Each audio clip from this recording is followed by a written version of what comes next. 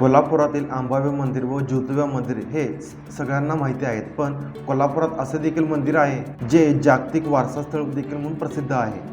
महाराष्ट्राचे खजुराग्रह म्हणून ओळखले जाणारे कर्नाटकच्या भागाच्या सीमालगत असणारे कोल्हापूर जिल्ह्याचे शेवटचे टोक कोल्हापूर जिल्ह्यातील शिरूर तालुक्यात असलेल्या खिद्रापुरातील हे कोपेश्वर मंदिर अद्भुत स्थापत्य व शिल्पकलेचे आविष्कार असलेले, त्याचबरोबर जागतिक वारसा स्थळ असलेले हे मंदिर भारतीय पुरातत्व खात्याच्या देखरेखीखालील आहे.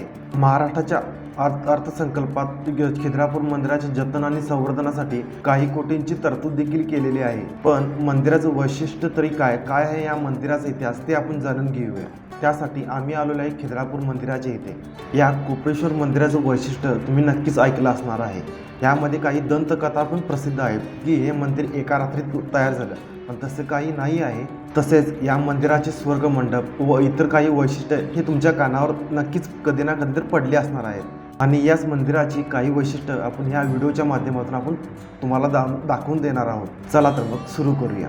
नागमोडी वळणे घेऊन कृष्णा नदी महाराष्ट्रातून कर्नाटकामध्ये प्रवेश करते. कुरुंदवाडजवळ तिला पंचगंगा भेटते. पुढे दानवाडला तिला दूधगंगा मिळते. दरम्यान या परिसरामध्ये तिने विस्तृत असा वळसा घेतला आहे. आणि कोपेश्वर मंदिराच्या इथे तिला चंद्रपुरीप्रमाणे वळण आहे. याच वळणावर आहे खिद्रापूर हे गाव. खिद्रापूरचे प्राचीन नाव कोपत व किंवा कोपम असे होते. खिदरखान नावाच्या सरदाराने हे गाव आपल्या ताब्यात घेतल्याने त्याला खिद्रापूर असे नाव पडले आहे. खिद्रापूरच्या या मंदिराबाबत अनेक लोककथा व दंतकथा प्रसिद्ध आहेत. जसे की हे मंदिर एका रात्रीत बांधून उभे केले, पण तसं नाही आहे. हे मंदिर बांधायला खूप कालावधी लागलेला आहे. ते नंतर मी तुम्हाला ते सांगणार आहे.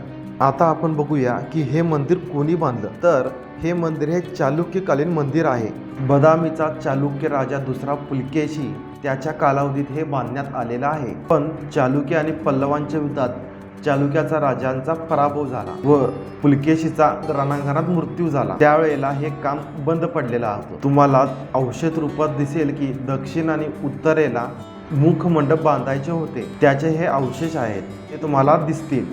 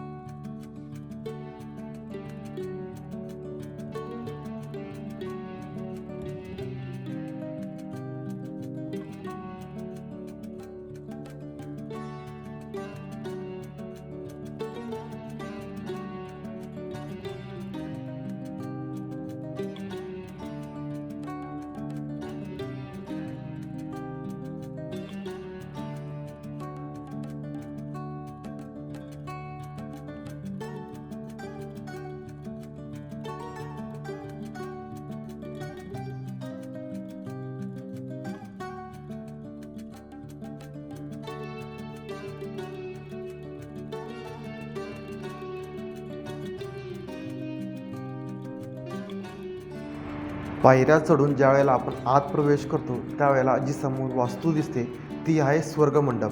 आता आपण बघूया स्वर्गमंडपाची ही काही खास वैशिष्ट्ये. या स्वर्गमंडपाला एकूण 48 असे खांब आहेत. त्या 48 खांबापैकी पहिली जी रांग आहे ती पूर्ण उंचीचे 12 खांब आहेत आणि ती वर्तुळाकार आहे. दुसरी जी रांग आहे ती कटड्याला लागून 16 खांबांची दुसरी रांग आहे. तिसरी जी रांग आहे ती कटड्यावरचे परत 12 खांब आहेत. आणि चौथी जी रांग आहे ते म्हणजे प्रत्येक दरवाजाला 2 असे 4 दिशांचे 8 खांब आहेत. असा एकूण 48 खांबांचा स्वर्गमंडप आहे.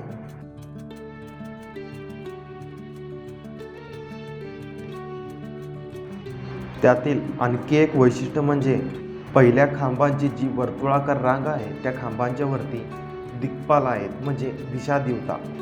हा दक्षिणेकडे रेड्यावर बसलेला यम, हा पश्चिमेकडे मकरावर बसलेला वरुण दिसेल, हा उत्तरेकडे घोड्यावर बसलेला कुबेर दिसेल. पूर्वेला इंद्र असो तो आता भग्न झालेला आहे. हा गरुडावर बसलेला विष्णू आहे. हा ईशान आहे, ईशान्य दिसेला. ईशान म्हणजे शंकर नंदीवर बसलेला. या साईडला मोरावर बसलेला कार्तिकेय आहे. असे हे दिशा दिक्पाल आहेत. याचं आणखीन एक दुसरं वैशिष्ट्य म्हणजे या खांबांच्या तळाला बघा. या खांबांच्या तळाला भारतातील प्रत्येक मंदिराचे गोपूर्ण आहेत त्याचं अंकन दिसेल तुम्हाला. प्रत्येक गोपुराचे प्रकार वेगवेगळे आहेत. ते या खांबांवरती मांडलेले आहेत. आता मध्यभागी जी वर्तुळाकार शिळा आहे ती आहे रंगशिळा. त्या रंगशिळेचा व्यास आहे 14 फूट. खाली जी आहे ती 14 फूट आकाराची गोल शिळा आहे रंगशिळा. तेवढ्याच आकाराचा वरती जो आहे तो गवाक्ष आहे आणि हा वास्तुशिल्प आविष्कार आहे. आता या शिळेची एक लोककथा खूप प्रसिद्ध आहे की वरती खालची जी रंगशिळा आहे ती वरती ठेवायची राहून गेली आहे. तर तसं काय नाही आहे, तर हा वास्तुशिल्प आविष्कार आहे. आणि हे एकमेव असं मंदिर आहे जे स्वर्गमंडप असलेलं शंकराचं मंदिर आहे. आता या मंदिराला एकूण 3 दरवाजे आहेत. हे आहे समोरचे पूर्व दिशेचे प्रथम द्वार. या दरवाजाचं वैशिष्ट्य म्हणजे याच्या दोन्ही बाजूला द्वारपाल आहेत. गदाधारी 5 द्वारपाल आहेत. ह्या बाजूला 5 व त्या बाजूला 5. आता आपण आत जाऊया. आत गेल्यानंतर समोर जी वास्तू दिसते ती आहे तो आहे सभामंडप. मंदिराच्या आत प्रवेश केल्यानंतर ना तिथे उजेड खूप कमी आहे.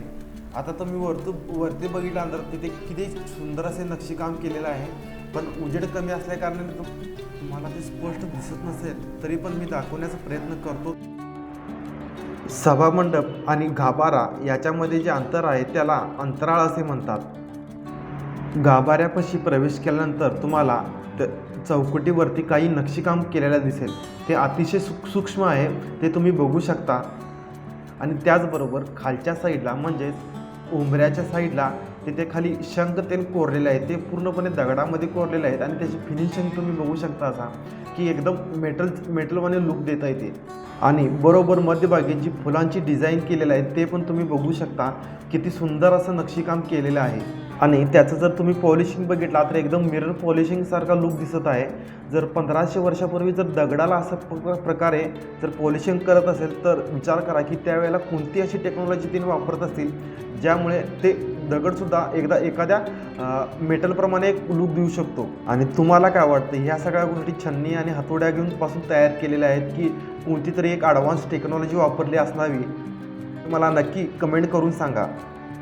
आता तुम्हाला चौकटीवरची जी चौकट आहे त्याच्यावरती जे बारीक नक्षीकाम केले आहे ते तुम्हाला मी दाखवतो. तुम्ही बघू शकता असा किती बारीक असं नक्षीकाम केलं आहे. जर तिथे तुम्ही बारकाईने लक्ष दिला तर खालच्या साईडला एक पक्षी चोचीमध्ये काहीतरी धरलेला आहे. त्याच्या खाली बघितलात की कळसाचे पण तुम्ही बघू शकता असं की किती छान प्रकारे नक्षीकाम केलेलं आहे. ज्यावेळी तुम्ही मंदिरात जाणार त्यावेळेला तुम्ही ते बारीक नक्षीकाम आवर्जून बघा.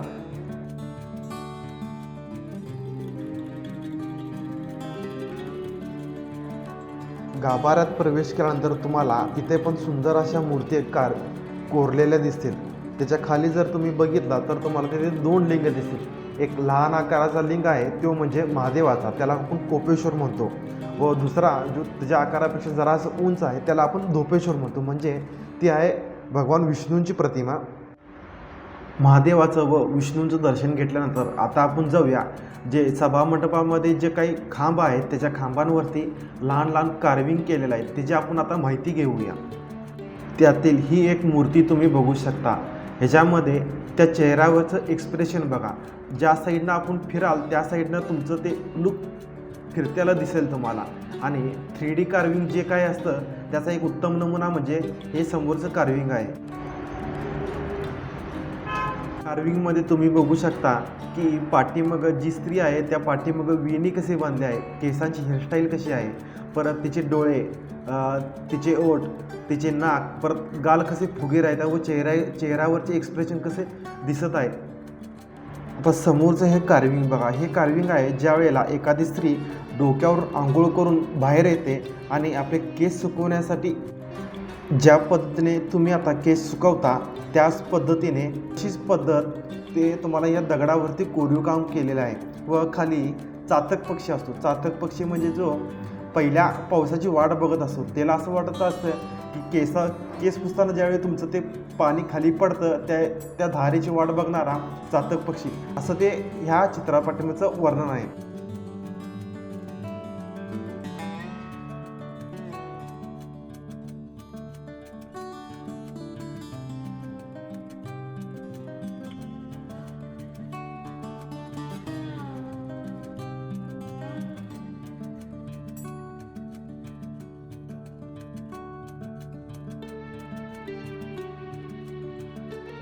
आता हे आणखीन एका पिलरवरचे जे कार्विंग आहे ते तुम्हाला बघू शकता. आता ह्याच्यामध्ये एक जो पुरुष आहे तो ढोल वाजवत आहे आणि ह्या साईडला जी त्याची साथीदार असते ती एक नृत्य करत असते.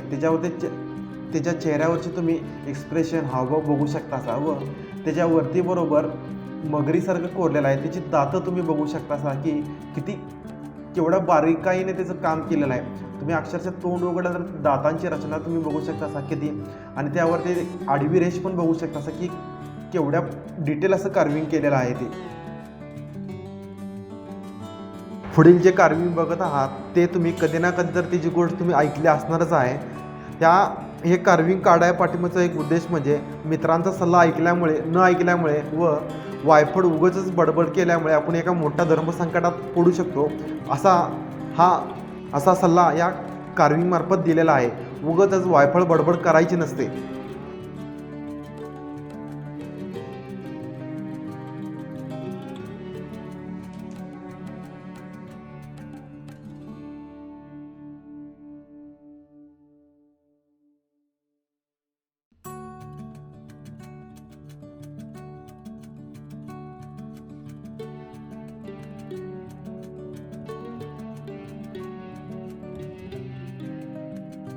या मंदिर परिसरामध्ये एकूण 12 शिलालेख आहेत.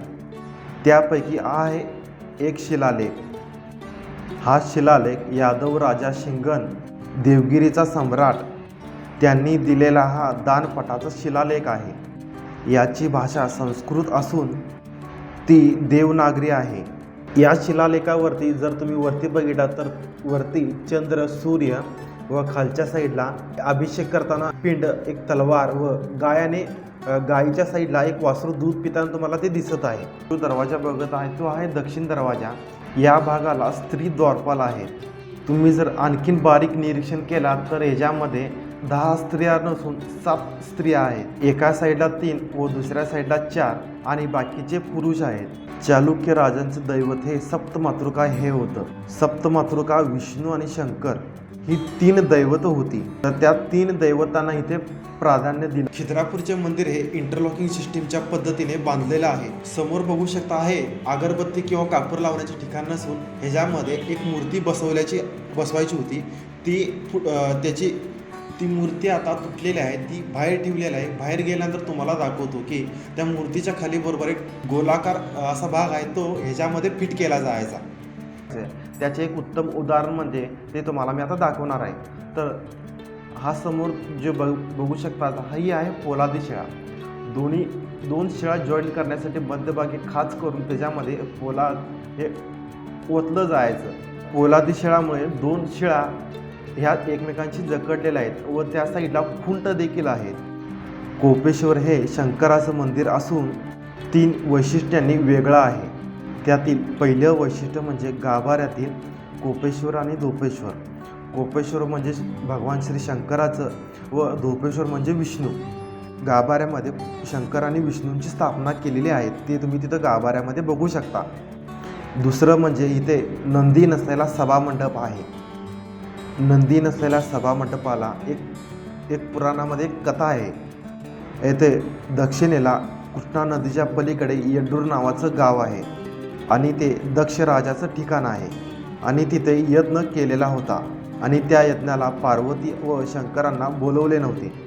पार्वती हट्ट धरून गेली आणि ती नंदीसोबत गेली अशी पौराणिक कथा आहे. म्हणून ह्या मंदिराला नंदी नाही. आणि तिसरं वैशिष्ट्य म्हणजे ह्या मंदिराला 48 खांबांचा लाभलेला स्वर्गमंडप. हे मंदिर अजून देखील पूर्ण बांधून झालेलं नाही. ज्यावेळी पल्लव आणि चालुक्यांच्या लढाईत दुसरा पुलकेशीचा मृत्यू झाला त्यानंतर हे बांधकाम बंद पडलं होतं. आणि नंतर मग 1214 साली यादवराजांनी या मंदिराच्या शिला जीर्णोद्धार केल्याचा शिलालेख इथं आहे. हा जीर्णोद्धार हा उपलब्ध साधनसामग्री ज्या होत्या त्यातून केलेला आहे आणि त्याचे बारकावे तुम्ही मंदिर बघताना बघू शकता. गाभाऱ्याच्या तिन्ही बाजूला शिखराच्या मधोमध पट्ट्यामध्ये अशा काही चौकटी आहेत. त्यांना देवकोष्ठ असं म्हणायचं.